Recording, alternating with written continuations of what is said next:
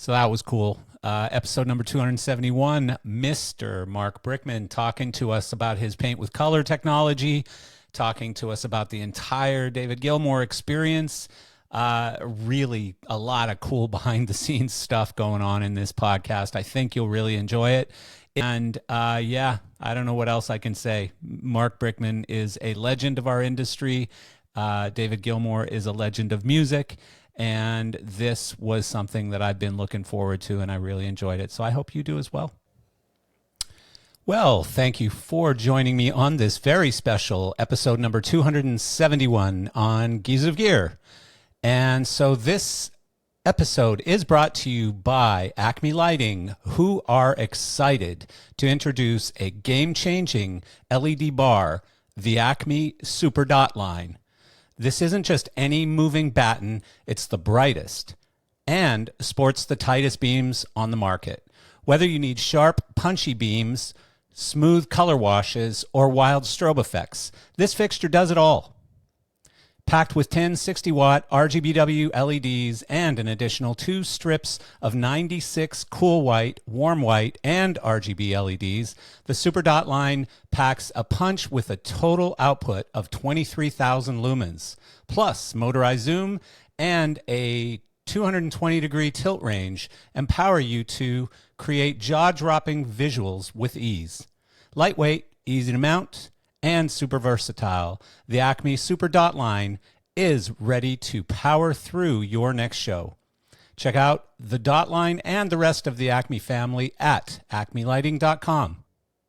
Today's podcast is also brought to you by PRG, the world's leading services and solutions provider for entertainment and live events. With a wide-ranging bench of talent, PRG is known for setting the highest standards, working across theater, TV, film, music, corporate events, equipment rental, and more in every technical and production specialty, covering high-quality lighting, audio, video, LED, and rigging gear.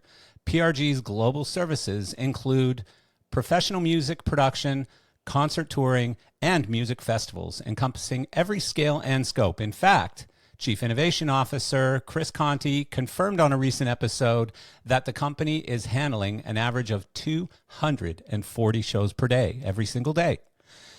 In August, PRG announced its newest location, Starwood Rehearsals, a state-of-the-art facility in Los Angeles. The 12,000 square foot space is adjacent to PRG's LA Super Depot in San Fernando. One of the most recent designers to collaborate with PRG is today's guest, lighting designer Marc Brickman, who finalized his mind-blowing new paint with light technology for David Gilmour's Luck and Strange tour in PRG's LA facility. With Starwood, PRG empowers artists from emerging to world-renowned with unmatched expertise and high-quality gear. PRG consistently provides best-in-class support and equipment in the market, offering personal growth opportunities and empowering professionals in the live event and touring industry. For more information, please visit prg.com.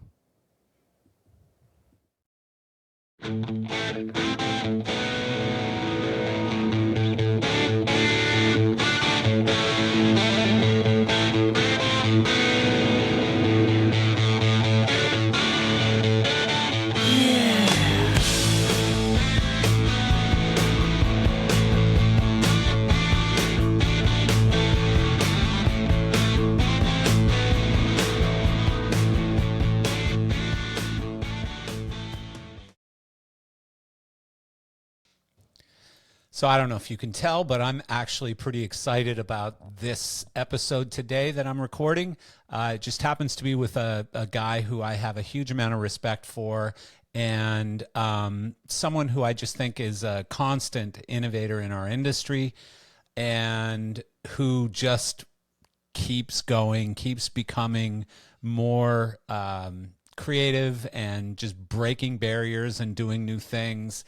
And he's extended his career to 55 years, 50-something years. And so the guy just blows my mind. So, of course, I'm talking about Marc Brickman. And I want to read his bio, which is pretty incredible. So bear with me here, please. Marc's work as an artist, director, producer, and lighting designer has reached audiences of millions worldwide and includes spectacles for Pink Floyd, Paul McCartney, the Barcelona and Nagano Olympics, Ceremonies, Cirque du Soleil, Neil Young, Blue Man Group, Barbra Streisand, Whitney Houston, Bruce Springsteen, and hundreds of others. In 2012, Marc Brickman was tapped to reimagine the lighting of the Empire State Building. Since then, Marc's work with the Empire State Building has transcended definition. Marc made his Broadway debut in 2007 with Young Frankenstein. His innovations over the past 50 years include first use of moving video screens on Genesis in 1992, implementation of the world's most powerful copper vapor lasers on Pink Floyd in 1994, first designer to assemble a team of programmers who specialize in control of their respective technologies, now called the production desk, for Pink Floyd in 1987. Patents on a smoke curtain for Steven Spielberg's AI, an audio sync app used at Empire State Building, Vulcan statue, Noor Riyadh, and an inflatable touring venue soundstage, as well as revolutionary changes in computerized lighting, control, and fixture automation. In recent years, Marc's experience and vision have coalesced in his fine art practice. Marc's media of choice include oil, acrylics, drones, colored pencils, LEDs, and lasers. Marc's drone-based light art installation at the Noor Riyadh Festival drew global accolades and set a Guinness World Record at that time. Now, with David Gilmour and other technical collaborations, Marc is pushing even further into bridging art and light, including various new technologies soon to be announced. Please welcome Marc Brickman. Marc, good morning. How are you? What's happening? Great. You know, back home after 2 months of being away from my Good home, times. which is Yeah. kind of odd. It was a Yeah. really odd thing driving back home the other day. I kind of went through an otherworldly experience and Yeah. realized that, yeah, I really had worked hard this year. Yeah, good for you, man. I love it. I love what's going on, and we're going to talk a whole bunch about it today, if you don't mind. But thank you first and foremost, because I know you're going back to work tomorrow, and we Yeah. just kind of caught a little window there in between all of your mayhem. So I appreciate you taking some time to do this. Um, In between my naps. in between naps, I take them. We all have to take them. We've done some damage over the years. We're not just your regular year old guys, right? I'm going to be So 72. It's cool. I Jesus, own it. It's good all for good. you, man. Good for you. So, I'm not even sure where to start this thing. I know we have limited time, so we can only go so long. But, you're people who heard your previous podcast with me know your life story, so we won't go through your whole life story again. But one of the things I really They want to care about focus. my life story. I think people do actually. I think people really do. It's still one of the most popular episodes I recorded. And Really? this one based on your recent social media fame, I think is going to be even bigger. So this should be a huge podcast episode. Okay, cool. Your innovation work with Pink Floyd specifically over the years. And, I just kind of took some notes. So tell me if I missed something or added something by accident. But of course, starting with the iconic circle of VLs. And remind me, were those VL4s or 2s? No, they were. And I probably think both they are were wrong. threes. Oh, of I think course. they were VL3s, and I just want to say one thing that I inherited a legacy. Yeah. Pink Floyd, when I met them in 1980, um, um, the night before they opened the wall, they Which is had wild. had a guy called Arthur Max there for a while, Yeah. and a couple other people, Peter Wynne Wilson, a few other people that really identified what Sid Barrett and Roger, but mostly Sid Barrett wanted back in the 60s and Yeah. late 60s, early 70s. So when I came along, there was this, you know, they were known as the ultimate non-personality art band. Yeah. So when I came into the Wall the night before. Yeah. And that was a very structured show.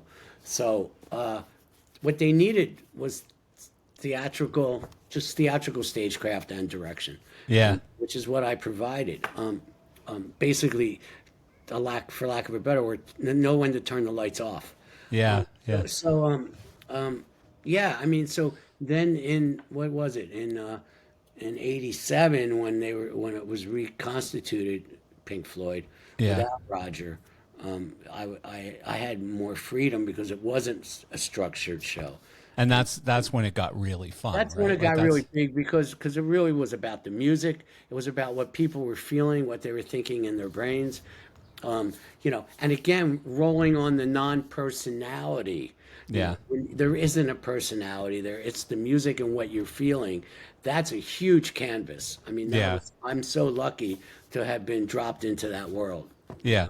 Yeah, it's not Taylor Swift or the Backstreet Boys or something where it is only the personality. I can't think of many other bands these days. I know there's a lot of them, but it's a different world. Yeah. And I'm not talking about the Brit Floyds and the Australian Pink Floyd. Yeah. Those guys. I mean, maybe Coldplay. Coldplay, I think, No. sort of. No, but in a newer style. Like, it's not No. so much. No, You it's all think about Chris Martin is personality, really? It's all Yeah, I guess. I guess you're right. Yeah. He lives here in Malibu. Yeah. It's all about him. So Yeah. Yeah. yeah. I guess. And I mean, these guys were really anonymous, and they were really in the art, and they really took risks, and they didn't pound their chests saying, "This is the first. This is Yeah. a first. No, this is a first. No, oh, we did it first." You know. Yeah. You know, it was this more of a. It was really about exploration and becoming, you know, growing up with Yeah. the music, and maybe the music becomes a bit of a tour guide. You know, I mean that's really you know, I was a fan first. Yeah. I remember where I was when I heard Dark Side of the Moon the Me first. too. Yeah. Yeah. It's like You know that. what's so cool though is you're right. I mean about this personality thing, but it was so big that it transcended, you know, the split up and went on to this new version that was even bigger. But still 50 years later, you've got both Roger and David doing really, really well in their separate versions of this thing, I would guess. say David's doing extremely well. Yeah. He's reinvented himself in this current show. I mean, Yeah. it's only 21 shows. That's it. I mean, Yeah, you yeah. either see it or you don't. And Yeah. pretty much most people won't see it. Whatever shows up on the screen, I'm sorry. I mean, it's great, and hats off to everybody that's involved. But Yeah. you know, any of those shows that have been filmed, unless you're in the audience and you're actually watching and feeling what's Yeah. going on in the moment, you know, there was one song called High Hopes, which we do. It Yeah. closes the end of the first half. And for me, I tell David, this is a religious moment because it's like he's playing slide at the end and the solo's off the charts. And then it goes down to just this, and the film's fading out. A brilliant film by Storm Thurgerson. Yeah. And the film fades to black, and David is left alone with an acoustic guitar and a single spotlight. Wow. And I'm actually saying fade, just with a follow spot. Really? And I'm doing it like inch by inch, incremental inches. I'm actually calling it. As I'm calling it, the audience gets quieter and quieter and quieter. Wow. And It's a to moment. me, it's just, and I've watched this in crowds of 80,000 people down to you know, like 2,000 people at Pompeii. I've watched. Yeah. But it's the Wow. same reaction that happened last week at Royal Albert Hall. You know, years later, the audience still is sitting there just completely in the moment. That means everyone, Yeah. every person is Yeah. experiencing. Well, and they all have goosebumps and stuff Yeah, too, they're you know, because like experiencing you, it they're together. fans. They're Yeah. united. I mean, it's it's cool. that for me, that if the world could work that way all the time, where people are actually seeing the same thing without being told what to see or think or do, or being guided by algorithms, if Yeah. they could experience moments like that, I think Yeah. we'd live it. It's, to me, it's just, let's change the channel a little bit, and the world will be a great place again. You know. Yeah. Sadly, we're probably, well, I won't say No, we're too far gone because I'm not a optimistic. cynical person. I'm optimistic I too. think the Yeah, pendulum swings, and yeah, it's coming I back agree the with other you. way. I So agree with you. So back to your innovations with Pink Floyd. So the circle of VLs, that was that Division Bell or was that before no, that was momentary lapse of Momentary reason, Lapse of Reason, and 87? again, it was most of the things that happen. It's me being able to recognize an opportunity. Yeah, And one that's floating around in my head, but I'm not sitting there being angst about the idea. What I've learned over the years now is, to be a real artist, you need to be open to yeah, opportunity and just shut out everyone else. No, I'm not saying don't collaborate and don't be an ass and don't be that, but yeah. you need to ground yourself in an idea that you really believe in. But That's that the core. circle in particular, like, first of all, like, if nobody knows what we're talking about, it's a giant truss circle with, I don't remember how many VLs in it, but a whole bunch of them. Well, the Do you last remember? tour in 2016, it was 49. I think they were Sharpies. Yeah, So back then, the screen was bigger. I know we had a 40-foot version in yeah. '94. So, but I think in '87, it probably was around 35 or 40, probably VL3s. And how would you define what that looked like? So I mean, it's basically a truss circle with screen in the center of it, right? It was a screen With in the white center, screen. and back then we were using 70 millimeter projectors, rear Yeah, projecting on it. So there were two projectors behind it. So really, the screen was there for that. I had this idea to like, okay, let's. There was two things coupled in that show, and the innovation was also, first of all, moving pods. That's yeah, number one. The right. pods, nobody had done that. But no, and I think the bigger thought was, to use those around the screen. But I didn't want it to look like a psych. Yeah, So there's a really great story about how that all those patterns happen, which I could tell or not yeah. tell. Go ahead, go ahead. But I think more importantly is when I went to Very Light to learn how to run the Artisan, I was there for about, I don't know, 10 minutes. And I'm sitting next to Dale Polanski. And because I had run all my boards up, I built my own boards. I'd run all my boards. I was very much into the manual feeling of everything. The wall was done on a 2-scene preset that I broke every Jesus. night, because I would be smashing it. But I think what was important was I looked at Dale and I said, because I realized how complex these were computers. Each light was Yeah, a computer. And I realized how complex it was. And I had such a bigger idea in my head. And I said to Dale, what are you doing for the next 6 months? And I always remember Dale Plansky goes, well, I don't know. So I decided I'm taking him. And then I went and got Telescan, and then I went and got lasers. Then I got motion control. Then we got this set designer, Paul Staples, to come in because Fisher didn't want to hang out with us. He wanted to hang out with Roger, which was cool. yeah. And so what it became was it really became the first multi-discipline show out there with a production desk. In other words, with many technicians, all being the best at their trade, at their program. Which was actually a new thing at that time too, the Nobody else production had done desk, it right? yet. Yeah, I was the first one. Yeah. And I'm proud of that. Was that because of the scale of it all, though? Like you just It was needed mostly more than because one operator? I wanted to use all these different. I wanted to turn everything that was there on its head. In other words, Verilight had just come out. It was '87, so it just really come out. Everybody was using it this way. They were, X, Y, X, Y, and I wanted to add Z. Yeah. Because I figured, look, I can use less lights, have a really great impact, but the idea being that if the light can move, I can move the light across the stage and keep the beam focused, not moving. The Yeah. beam on the player. Wow, Yeah. what a great look! It's like live photography lighting, like being able to light someone from the back, then suddenly they're lit from the side, and ultimately finish it off with them being lit from underneath. So the production desk was what? It was basically a bunch of operators? Yeah, it was a bunch, and I was the conductor. I mean, what I gave up there, what I then turned my attention to was smoke. I became the emperor of smoke, and Okay. I mean, I'm talking about huge amounts of smoke because smoke is my canvas. Yeah. But you have to use it in a way that you don't use too much, and especially in the outdoor gigs, it really becomes a science. And Yeah. over the years, I'm pretty good at it now. You know, in Rome a couple of weeks, a month ago, it was a challenge because I hadn't done it in a while, but I Yeah. have a really good understanding that you can't control it. Yeah. It's not Yeah, like I mean, I remember the amount of smoke. I was at Division Bell in at Joe Robbie in Miami, and just the amount of smoke that was in that stadium just to get the lasers and everything yeah, else, but it's worth doing it. what they needed to do. Oh, it Yeah, was it's incredible. worth it. It was And so, you know, I mean, that's real. That's kind of that all of those shows, unlike a lot of stuff today, is more like Christo art installations, you know. Yeah.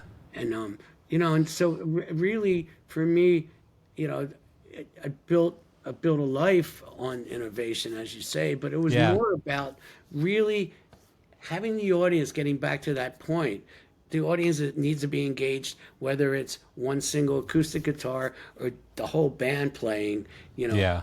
they've come there to escape. They've come there to escape their daily troubles. They don't want to be pounded on the head by somebody like what Yeah. Roger does. Yeah. Well, again, I mean, the one of the things you said earlier is that it's about the music, and again, at that Division Bell show, I remember one of the things that I said to my now ex-wife was, like, I was looking around us, and there were 14, 15-year-old kids singing all the lyrics to Dark Side of the Moon. And I was like, wow, or to whatever it was, like, money, time, whatever it was. And No, they it's a knew rite all of the passage. lyrics. No, it's a total rite of passage. It still is. You know, the funny part about all that you're picking Division Bell is because, we shot that. It was never meant to be like a 27 camera shoot, but with hundreds of people. It was a last minute pay-per-view just for Europe that was Yeah. thrown together at the last minute. I'm talking about Pulse. Yeah. And now I have people, and then became a pay-per-view one night in America, and that was the end of it. And then suddenly it became this, like Monster. yeah, a monster. And Yeah. and at the end of the day, I have people come up to me all the time, including my producer Alicia Griego, who's unbelievably, without her, I think I probably wouldn't still be standing. But She's done a good job with you. but she came 15 years ago when she came to work with me. She told me that Pulse was she used to watch it in high school. Yeah. And she would watch it over and over and over and over again. And I didn't understand that. But Yeah. even up till a month ago, people were coming up to me in Rome telling me like I'd changed their lives. I met some guy in the breakfast room at the Royal Garden Hotel last week in London, stopped me and said, I can't thank you enough. I have a beautiful house, a beautiful family. He sounded like David Byrne, and he wanted to thank me for Pulse. Yeah. And so That's so cool. I'm not sure how to take that. I still feel odd when people say that to me. Take it for what it is. You've earned Well, it. yeah, but I never set out to do that. I just set out to Yeah. do what. Yeah. I mean, I don't want to Sometimes sound good things happen to good people. So back to your innovations, sir. So the lasers on Division Bell. There was some big first about those too.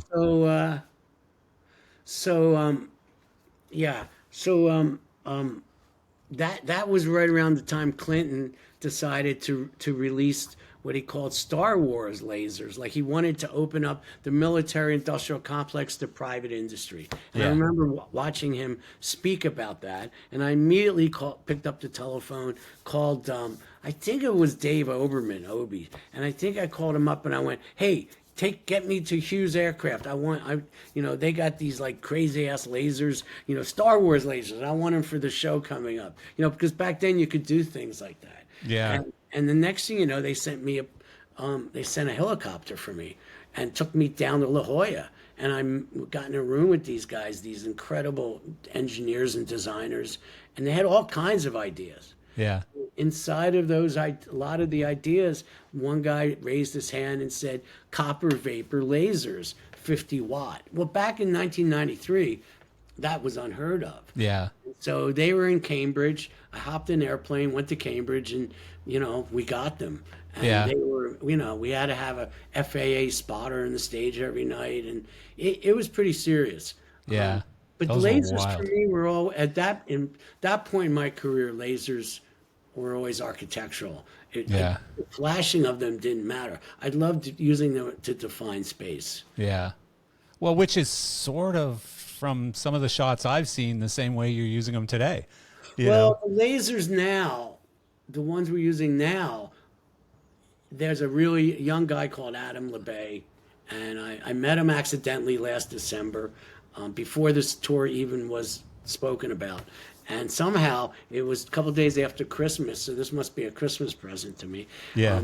I was down on a Saturday night at a studio, like out in Highland Park or Hacienda Heights, out past downtown east, and I took my daughter. I took my 14-year-old daughter at the time. I took her with me. I said, "Come on, we're gonna go look at something." I hadn't done anything like that in years, and I went down there. He had 100 lasers out, and I thought, "Oh, here we go. I'm gonna see all the." Just because they bore me now, lasers bore me because everything is just so. Everybody has the same laser show, Yeah. and that's not what I really wanted. So anyway, long story short, this guy, what he was doing was he was inside the software. So yeah, and he's built his own lasers. So the lasers we're going to see here in America versus what we just did in Europe is that in Europe we used standard, and we used what's the name of the I can't remember the name of the company. Ow. They were incredible. The big laser ER Productions, and Ryan, I can't remember Ryan's last name, but they were brilliant. My crew, Cameron and Jordan, were unbelievable, but Adam was the programmer, and he really was talking to the ones and zeros. He got in between the layers of all the code, and he's created some really incredible things, mostly dealing with color. There's a lot of limitations now when you use lasers. You can't just be innovative anymore. We did have a 3,000 watt laser we were going to take on the road, but it got too expensive. Huh. Yeah. I mean, it to me, like, obviously some of the biggest looks that I saw, both in Division Bell when I saw it and other shows in the past, but also the photos and videos and stuff I've seen from this new one. Lasers play a big part of it. Well, now everybody knows we use them, but they're not used till the end. I hold them back. That lasted till opening night. It was cool. Nobody. Yeah. So that idea that suddenly there they were, you only get that moment once. Yeah. So that was fun for the crowd in Rome. Yeah. Now everybody knows that there's the lasers at the end. Yeah, I've actually got a video here somewhere, and I'm trying to find it while you're talking, but I can't find it. So I was going to share the screen on this big laser look. I think it was Comfortably Numb or something. We use it in both Scattered and Comfortably Numb. And Scattered is David's new Comfortably Numb. Yeah, I love that album, by the way. Yeah, I love that album. No, it's brilliant. It's absolutely brilliant. I love it. And once people sit down and listen to it for a while, it's going to become even bigger as time goes on because it's such a statement, and musically it's just so brilliant. No, I like it a lot. Yeah, he and Polly put together just an incredible masterpiece. Yeah. It feels good to be involved with them. Yeah, no, I like it a lot. I think it's fantastic. Hang on a sec. I got it. I think I got it. 1 second. I don't know which song it is. You'll be able to tell me because I'm not going to put the music on. You think? I don't know, man. I don't know. I think so. I think you'll know. Wait, here it is. Oh. That looks like... oh, it's Comfortably Numb. I can hear it on my computer. Yeah, it's Comfortably Numb. It's the guitar solo. But that looks like it's in Rome. Yeah, that's Rome. We didn't really get a rehearsal with the band. So our rehearsals were the first 6 shows. Well, we've been working on this since February. Actually January was when, and actually the whole idea of the volume and everything else, that really started 25 years ago. So it's taken me 25 years to realize this idea. Yeah, that's wild. It is wild. And it took me a really long time to actually understand that it was happening in real life. So Yeah. yeah, the lasers are really fun. Well, before we move on, so that was that what was it called? A copper vapor laser? Those were copper vapor lasers, yeah. Okay, so still They ended on. up in Canada with Mario. Do you know that dude Mario up there? I can't do, remember. yeah, Yeah, I do. Mario. I can't remember his last name. He Yeah. went on to do those Van Gogh exhibits and things. Yeah, Yeah. yeah. So another one of the innovations that I think was for Pink Floyd is Z-scans. Z-scans were my idea that I took because at the time I had brought telescans over. Obi wanted another version. And that was all part of that Hughes trip. I asked them what else they had, and they had all these brand new helicopter lights for the police. And Yeah. so they were based. The Z-scans were based off the police helicopters. And you just saw it and went, wow, that's a big fat beam. Well, We no, need to put it but, on a you know, mirror. typically, what happens with all the things I come up with, like cracked oil machines and all the smoke stuff back in the 80s. I'm giving you credit because you deserve credit for so many of these things. Again, the circle, like how many thousands of people have used a circle truss and done the Pink Floyd look with the beams mixing in the center? I don't know what you call that effect, but it's like a friggin' killer effect. Well, I've seen it done 1,000 times, but you were the innovator. So You I've did it. actually gotten emails and I've gotten comments on Instagram, people being not happy with me because Mr. Screen, who I don't even know who Mr. Screen is. I was sitting in Gilmour's house in January, and I showed him the previs of what I wanted to do, and somebody said, "Whoa, so you're getting rid of Mr. Screen?" I go, "What is Mr. Screen? I never." That's I hilarious. didn't make that name. Who made that name up? Yeah. And David goes, "I don't know," and everybody's going, "I don't know." And so like it was this. We realized that it just became known as somebody made it up. Yeah. But the idea was not to look like a tribute band. The whole design ethic this time was that David has always been cutting edge no matter what he does. You know, his music, his thought, his whole process, he, just everything he does. And I felt like it's so overexposed that we would look old. And if you were to put a circle up? Yeah, we put a circle with the lights and they started flashing. Yeah, you don't want to do that. No, It's been done. So just one last really quick anecdote about design and about thought process and opportunities. So it was 3:00 in the morning, Toronto Airport back in the 80s, programming Momentary Lapse of Reason. And like the production desk, the riser with all these people, we're all out there kind of like sleep deprived for whatever reasons. And suddenly I hear this. It was Christophe Ducret, who's no longer with us. He yells out in his kind of French accent, I see fire. There's a fire back there. And like we all like look up and we're all like kind of going, yeah, wow, look, there's a fire back. Now we're in the hangar at Pearson Airport. Yeah. And, I saw headlines flashing across my face, Pink Floyd burns down hangar at Pearson, right, for the next morning. Because the flames were going way high, right? Uh-oh. And so we're all still like looking at it like, wow, what's that? Yeah. And then suddenly, all at once, yeah, exactly. All at once, we jump up and run back there, get fire extinguishers, and we put out the fire, and it was the laser foam core. It was the Oh my God. that used to sit on top of the laser tables, right? Oh no. So we put that out, shut down. We had shut down all the power right away. We used the fire extinguishers, and then we, cleaned up, and then we put the power back on about an hour later, hour and a half later. So it's like 5 a.m. now, and we're really but we decided to go back to work. Yeah. With a little help from our friends. Yeah. And so then, as everything started going on, I'm sitting out there with Dale, and I look up, and the screen initializes, which I never had saw before. And suddenly the lights went, and then swung back in, then made these patterns, and back again like this, and then finally comes right out into my face and goes, and fades out.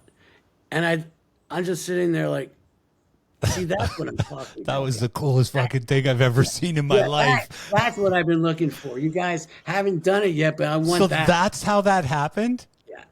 Are you shitting me? No, That is unbelievable.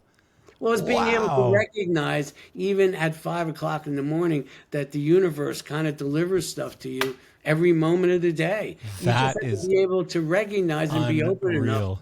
to. And I'm not trying to be some like new age, but the reality is, in a very simple form, that's what art's all about. That is incredible. I don't think you told me that story before, but that's very Well, I cool. mean, I've gone around all these years going, I'm a fucking genius, Yeah, well, that's what I Everybody's thought. like, "Whoa, That's what I've Brickman's been really telling like," people. no, Hang on, no. hang on. You know, I gotta change my notes here a little bit.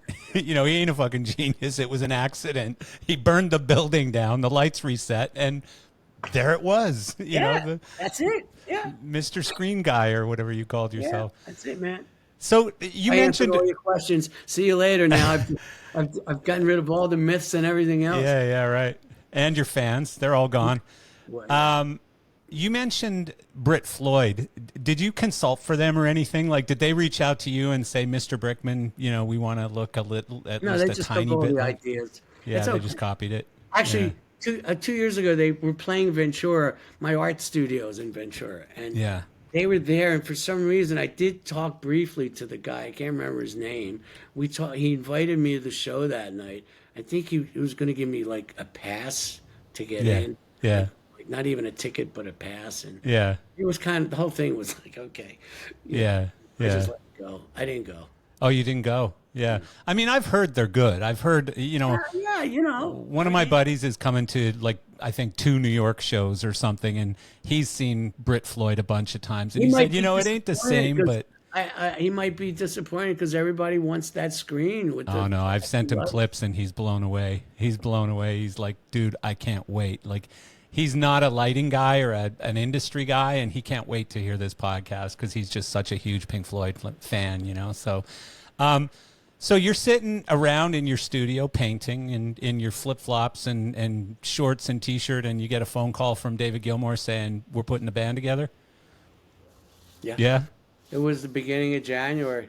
yeah, Actually, this year I was planning on doing a lot more exhibitions Yeah. with my painting. yeah. And take a much more aggressive approach to exhibiting and coming up with other projects as the one you kind of referred to. Yeah. And that has a lot of legs. And I'm having my first solo. It's not a solo show. It's a group show. I'm part of a group show in Stuttgart, Germany, in November. Cool. Very And I cool. have some other initiatives going on, and so I put that on hold, obviously. For So the who year. calls you? David calls you, or a production David manager calls you? David No, calls you David. and says, "Mark, we're going to No, do this thing." David and I and the family, we, before the pandemic and after 2016, I would see him, a couple times a year. I'd Yeah. go stay over at the house, and Yeah. we've always been, friends. You've been around the guy 50 years, so Yeah, but they're just lovely. The whole vibe, the kids, Yeah. everything was just great, and So what did he say though when he called you? he just said, well, yeah, and I had spoken to him maybe 2 months before about something else that was going on, and actually in 2023 we had spent we had a lot of communication about stuff, and he likes my paintings. He's Yeah. on Instagram. He's always liking the paintings and supporting that. He has some of my paintings in his house. He has some of my coaster sets.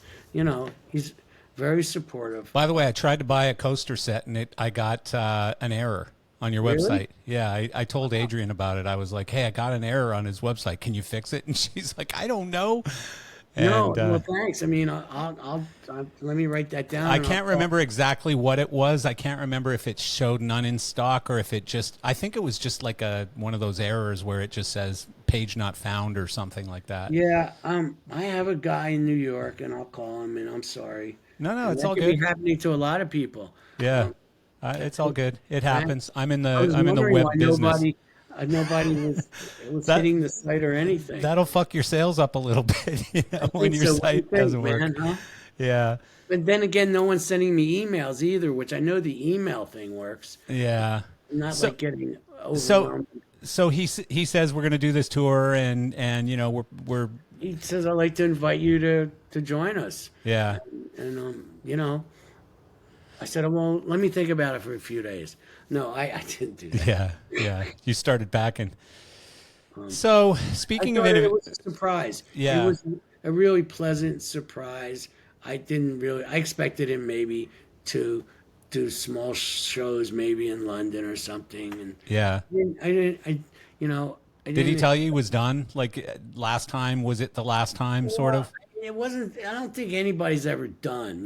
I don't think Yeah, artists are like, okay, I'm done, or this is our last tour, or our farewell tour. yeah. I For the mean, seventh look, time. like I said, I'm going to be 72. The one thing I've realized is that you can't say at 65, okay, I'm done. I'm retired, and I'm going to sit around and kind of like, oh, well, I'll keep myself busy and feel really good. I Yeah, mean, I don't think that's really a way to stay healthy, yeah. I agree with physically you. and mentally. I agree So with you. I don't think that that was what was going on, but I think that I at the end of 2016 when we looked at each other to say, good night, and I Yeah, was getting on a plane early in the morning. I think there was just this like, satisfying like feeling between us that yeah. That's job well probably. done, Yeah, and that's that I'll see you probably it. soon, Yeah, and so when he did call, I was really surprised.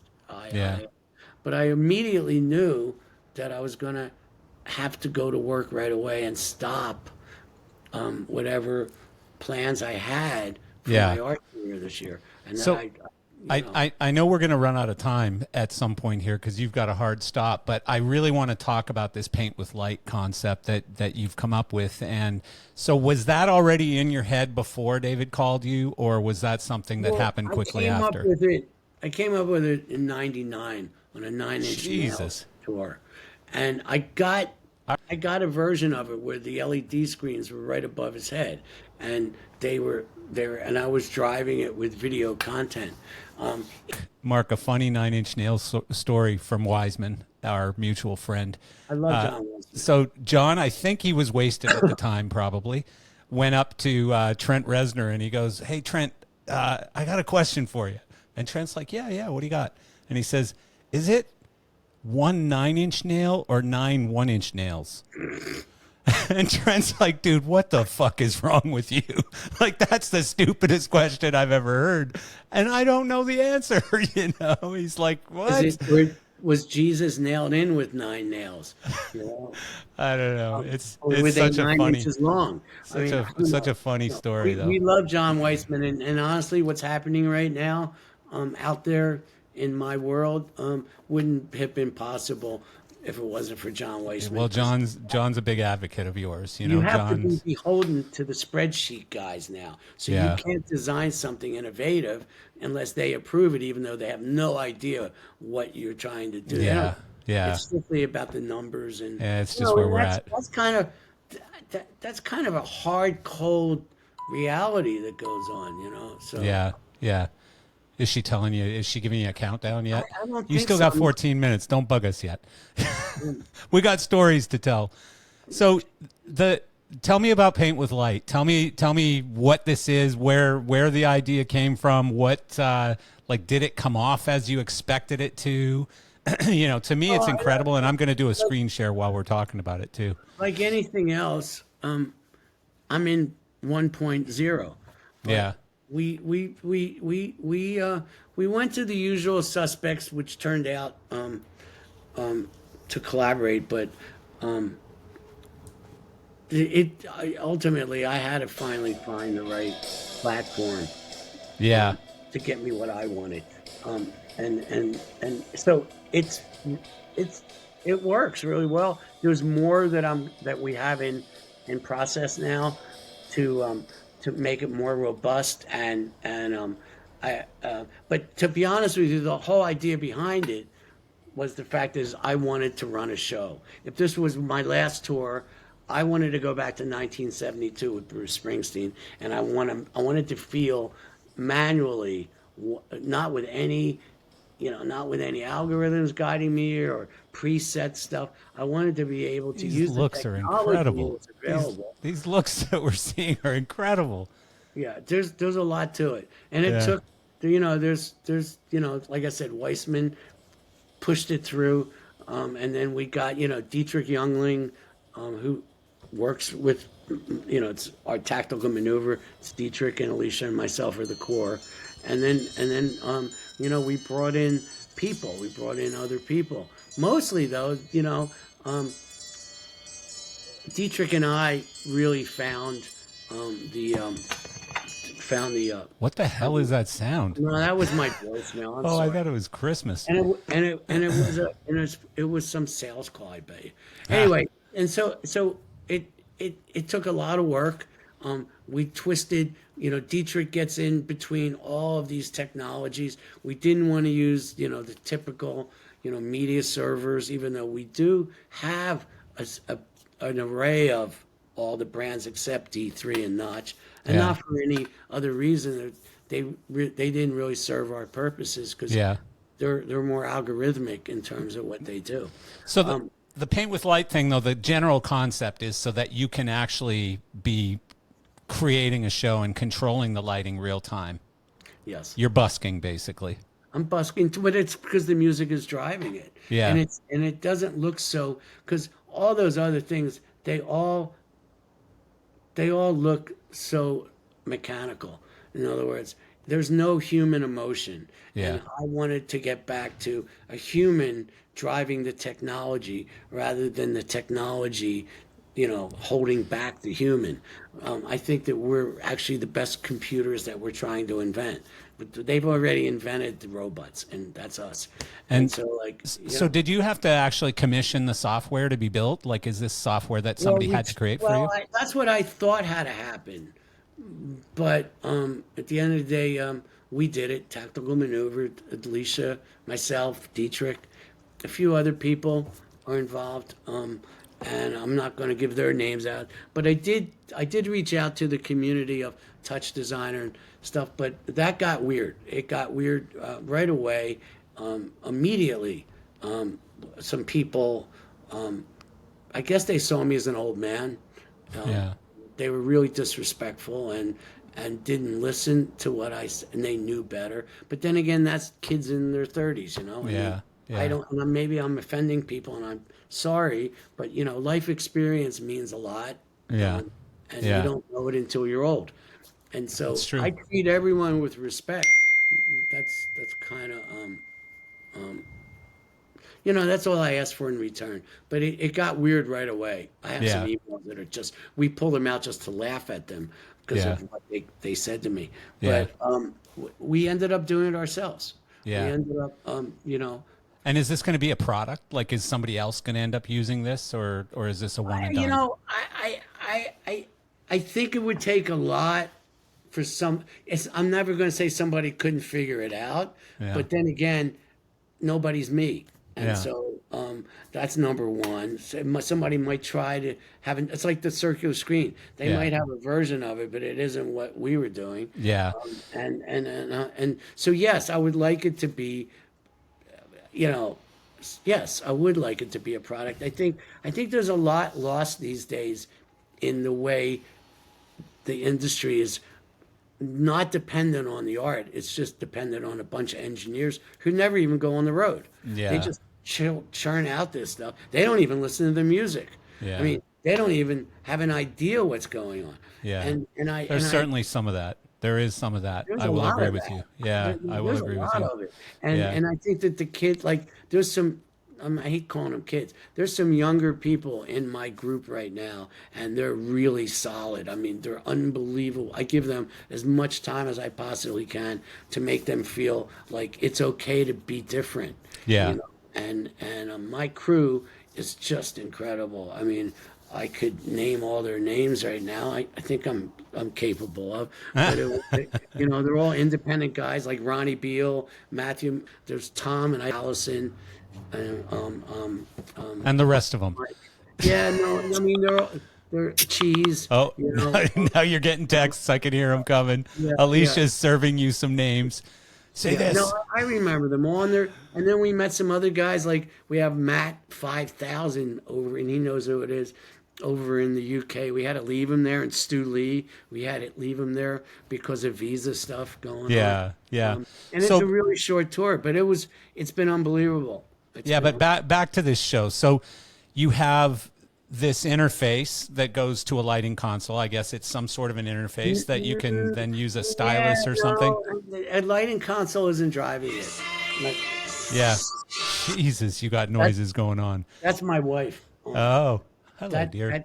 I have everything else. It's all good. It's all good. Yeah. No, we actually, to be honest with you, it bypasses. There's an interface that goes on to talk to the lights, but the actual control is standalone. And the fixtures are all Acme dot line, right? They are. They've been. They're being modified right now because again, there's this. Yeah, I talked actually with Acme about it. They talked about the fact that you wanted something on the dimming and something very specific, and that their engineers have been working on. They have. Yeah. No, they have. I mean, because what I'm doing is I'm repurposing, because most of the lights are built right now just to shine in people's eyes, which I don't understand at all. Yeah. Because Yeah. there's performers up there. That's who you're supposed to be lighting, not the audience. And the idea of this like constant bombardment of, so you never get the negative space, you never get the mystery, you never get any of the things that drives an audience. Yeah, last time you were on my podcast, you said you were talking about EDM, and you said, look, if I'm in an audience wasted on Molly listening to EDM music, the last thing I want is fucking 10,000 watt strobes in my face, Well, yeah, because I mean, it makes a lot of sense. It's okay when the music's there, but a constant, without thought. It's just there's no thought going in. It's great if it's that moment when it all comes together. Yeah. But when it's like gratuitous violence in films. Yeah. It's like, okay, I mean, it needs to make some sense. You need a line drawing it all together, sort of pulling it together. Did you have to kill all those people right then? I mean, it's like, yeah. I'm sorry, I don't know what the fuck is going on. You got too many phones. That's what it is. I need to talk to Alicia about that. Yeah, I don't know what's going on. Okay. I've never had all these noises. It's hilarious. It's your busiest day ever. Hey, by the way, before I forget to tell you, because I know we're going to run out of time at some point, Wiseman. If we needed to go another 10 minutes, I could. Alicia definitely has to jump. Okay, cool. So Wiseman quoted when I think he was in Rome still, and I said, "How was it?" And he said, "This is honestly the most innovative and emotional show I've seen in decades." That was his exact word. I love that, emotional. That was his quote. So, that's big. I mean, that guy sees 5 shows a week. I mean, he's seen a lot of shows. He actually, at the Royal Albert Hall, it was after the second or third night, he was there a lot. Everybody was asking him, why is he still here? Why is he still here? So, but he did come up to me at the end, and he was like, and I could see him actually, being emotional moment. And I said to him, John, is that really you? I mean, like, why? Yeah. And he goes, yeah, I said, it's personal, isn't it? He goes, yeah, it's really personal. And at that moment, I felt like I'd done my job, because, someone connected, you're moving the immovable. You know what I mean? Like, it's, I talk to John every day. It's not like he always says to me, that was the craziest, most beautiful, most wonderful show I've ever seen. Most of the things now are built just for, it's the biggest. We've spent more money than there is in the world on this. Yeah. And at the end of the day, nobody remembers it. Yeah. They really don't. They don't remember the hundreds of millions of dollars that are spent. And you can't even get them to name something that happens. I saw Olivia Rodrigo before I went to work in August. Yeah. I took my daughter, and I really liked that show. I thought it was just the right size. It had, for her, it wasn't this insanity that that some designers do for some of these really popular female artists. Yeah. This was a really it was a nice size show, but it also had a lot of warmth to it. Yeah. Fantastic. And then I saw her fall in the stage last week. I saw a video of it. Yeah. And she just she fell in, someone had left the trap open, and she falls in and grabs onto this ledge right there. And then someone I guess must have been in the in the, where it was. Yeah. They saw it, and they caught her and threw her back up. So Didn't it miss was a beat. yeah, it didn't. She gets up. She goes, "I'm fine," and she just That's starts hilarious. like bouncing around. And I thought, "Wow, Total pro. I just love this girl." Yeah, total I pro. love that kind of energy. Yeah. You know, So the only like call it normal movers that I saw on this Gilmour thing, I think were the lights that were pointed at the mirror ball, or were they even moving lights? I use 24 dominoes. Okay. And just a straight truss of 12 and 12 in the front and in the back. Okay. Everything else is the dot lines, but there's some other fixtures in there, and obviously my spot calling plays a major role. And that's the other thing. I'm now not allowed. I'm not allowed. I have to go through the committee, the Politburo in some of these venues, where I'm no longer allowed to hang man follow spots. That they can only be ground control or whatever they call it. Yeah. Follow me, which I really resent. Yeah. I resent that more than because dominoes are not follow spots. Yeah. And just in the technical sense of it, I find that insulting. So you don't like automated follow spots still? I'm not saying I don't like them, but the lensing, in other words, the lensing of a domino is not the same as the brilliant, beautiful lensing of a Lyceum or a Robert Juliet. Yeah. It's not the same light. It just isn't. And you don't get the same feeling. And I actually resent the fact that they think they can just take a paintbrush because they bought this product and that everybody has to use it. That's the part of the industry that I don't get it. Yeah. I mean, there's no art in that. You have Dick Blick's, the paint store. Yeah. It's incredible. It's like Costco. You walk in there, they have other ones around the country, right? Big superstore. You get all these tools. Yeah. But then what you do with the tool is what you do with the tool. Yeah. Yeah. And the same thing here. So It's become a little bit ubiquitous. It's like, here's the box, design within this box. that and design within this budget, and you get 2 days of rehearsals, and that's all. Yeah.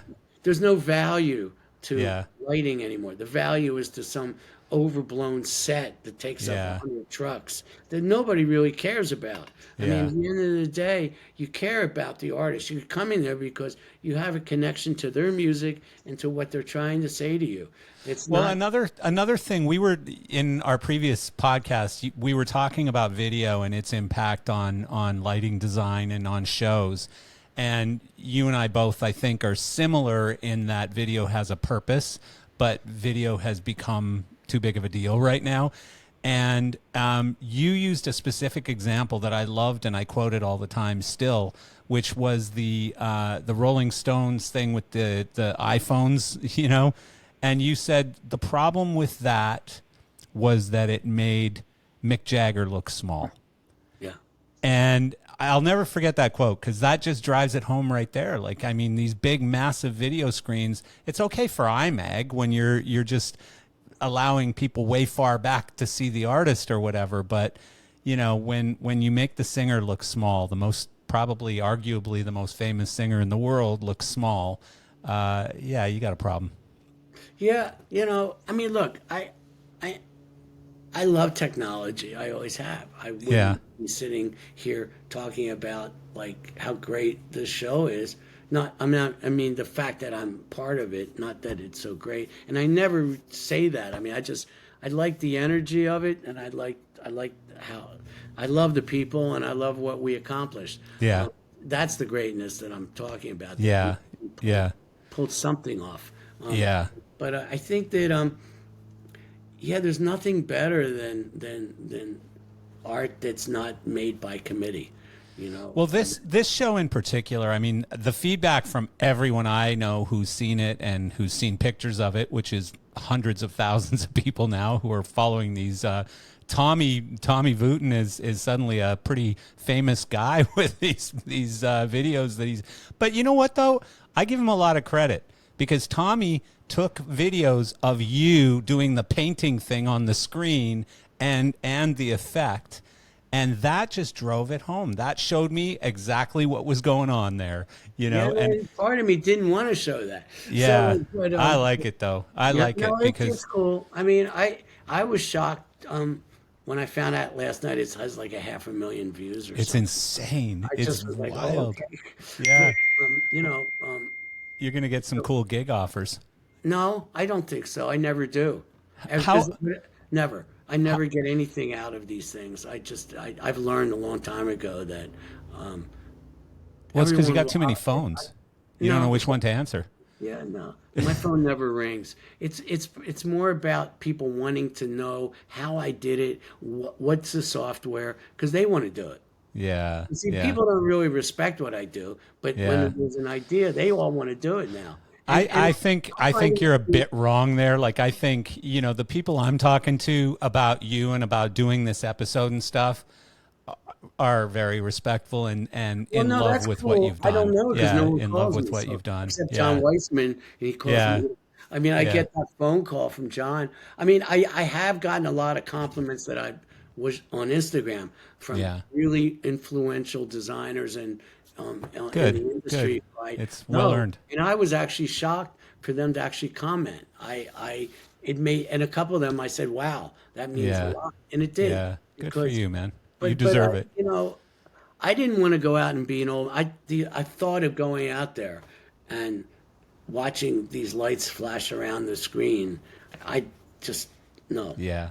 I think what you did is amazing. Like it again, you know, so how hard is it to innovate in a world where so much has already been done at scale, especially? Well, it was more about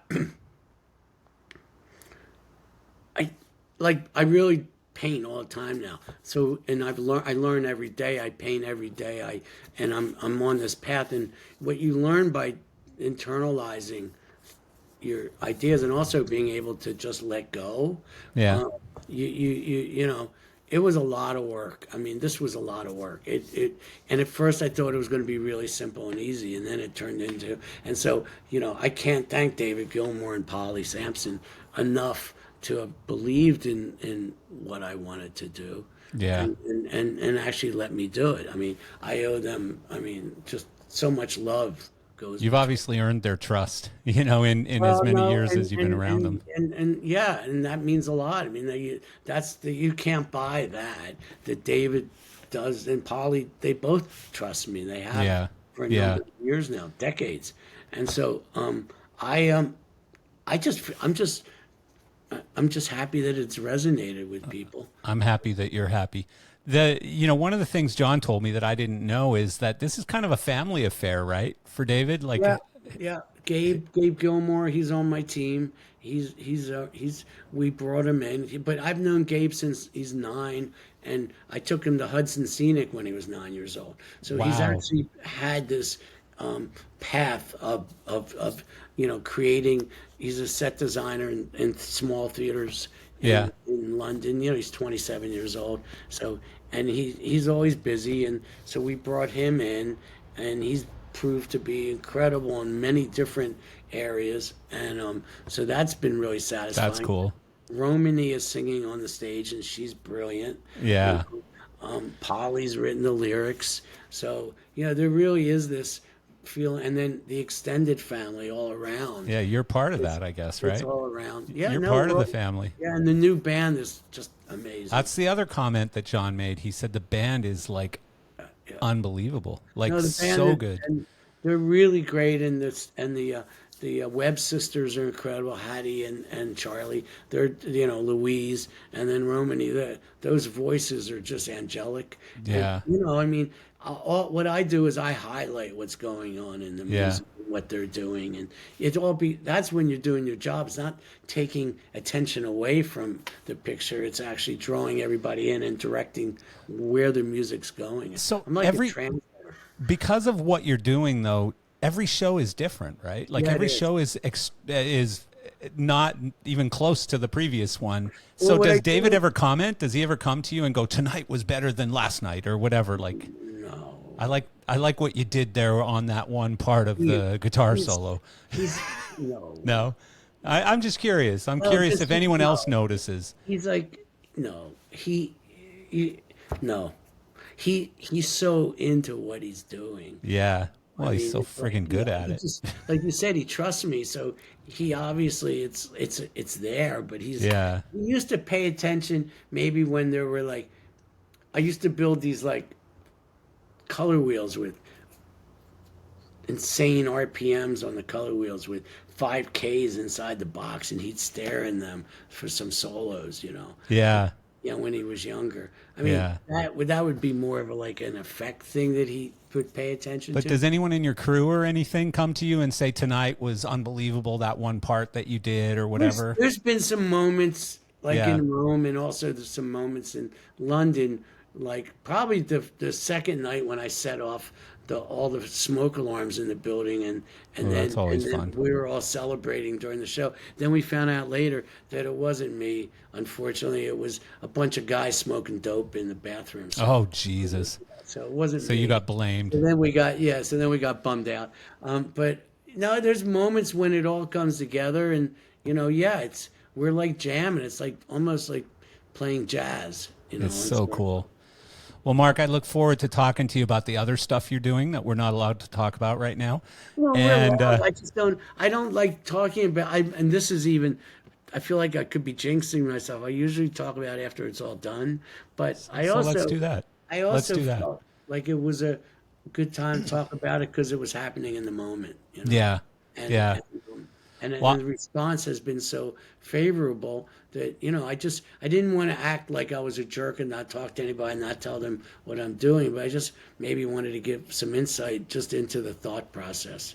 Yeah. What's It's going so cool, man. You got so much momentum right now. I mean, it's unbelievable. I'm so happy to see it. I Have think Weissman send you to New York, man. there's nobody more deserving than you. And I say that quite Have Weissman sincerely. buy you a ticket, man. Come Yeah. on to New Yeah. York. That's not going to happen. Yeah, well, Wiseman owes me nothing. That Yeah, we'll he's guilt just him, my man. buddy. He's yeah, we'll just my guilt him buddy. out, Yeah. you know. Thank you, Mark. I love what you're doing. I'm so happy for Thank you. you. And if I get there, I will be sure to I'm come going to say tell him. hello. I'm going to guilt him out. Yeah. Good luck. All right, Thanks, man. buddy. Thanks Appreciate you, again. man. All All right. right. We'll see you later. Okay. Bye-bye.